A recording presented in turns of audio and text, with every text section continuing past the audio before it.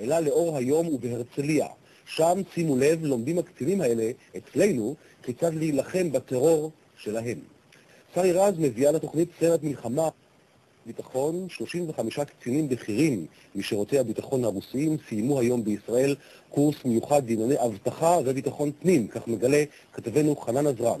הקורס התקיים באקדמיה לאבטחה בהרצליה, ואת המשתתפים הרוסים בקורס חנן ליווה אותם ושמע אותם את אימוניהם ואת רשמיהם. הנה.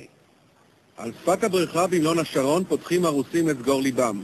אלכסנדר פדרוביץ', איש הקג"ב הבכיר, מגלה רוסיה רוצה במאבק בינלאומי נגד המאפיה ונגד הטרור. Как таковой мафии на территории государства нет. Есть организованная преступная группа. На сегодня по численному составу это порядка 60 преступных групп, которые, значит, занимаются вопросами контрабанды, значит, перемещением наркотических веществ в страны Западной Европы, значит, вопросами отмывания денег. Поскольку организованная преступность носит международный характер, то сейчас перед нами поставлена цель приобретения международного опыта. Очень много говорят о мафии. У нас в России по закону мафии нет. Есть понятие убийцы, грабители, воры, мошенники, и мы с ними боремся. А понятие мафии, это когда есть структуры, когда они снизу доверху.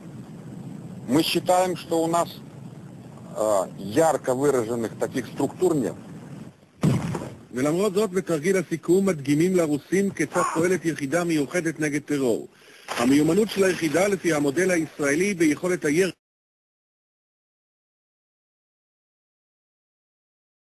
שלה למטרות סלקטיביות בדיוק מרבי ותוך כדי הסתערות כפי שרואים בתמונה.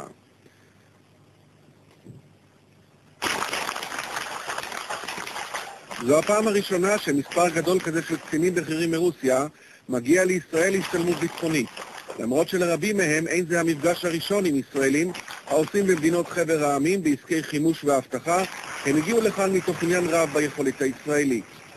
הדגש בהצגת התכלית מושם על התרגולות המיוחדות. הנה הלוחמים כאן לובשים בגדים בצבע שחור.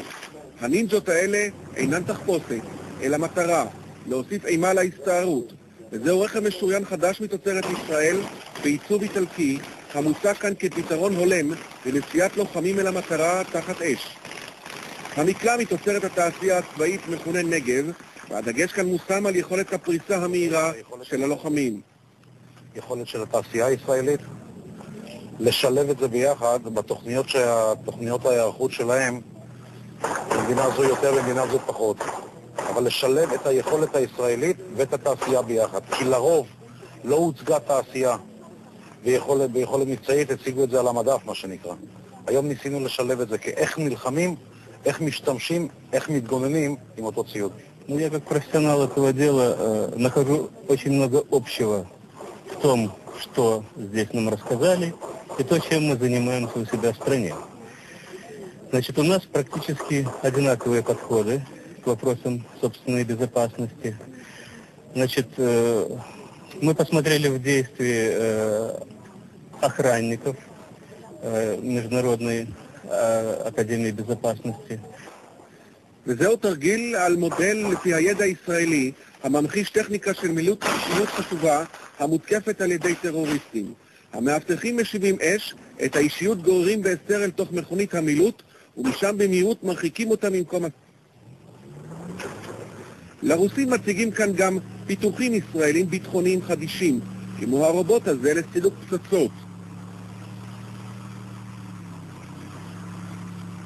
וזהו תת מקלע היורק גז לפיזור הפגנות מתוצרת ישראל. ועוד בתצוגה גם רובה חדש, היורק כדורי צבע במקום כדורים חיים. Преступное сообщество, которое находится на территории республики, не помешали нам, значит, сделать свою республику процветающей, богатый, ну и такой же красивый, как государство Израиль.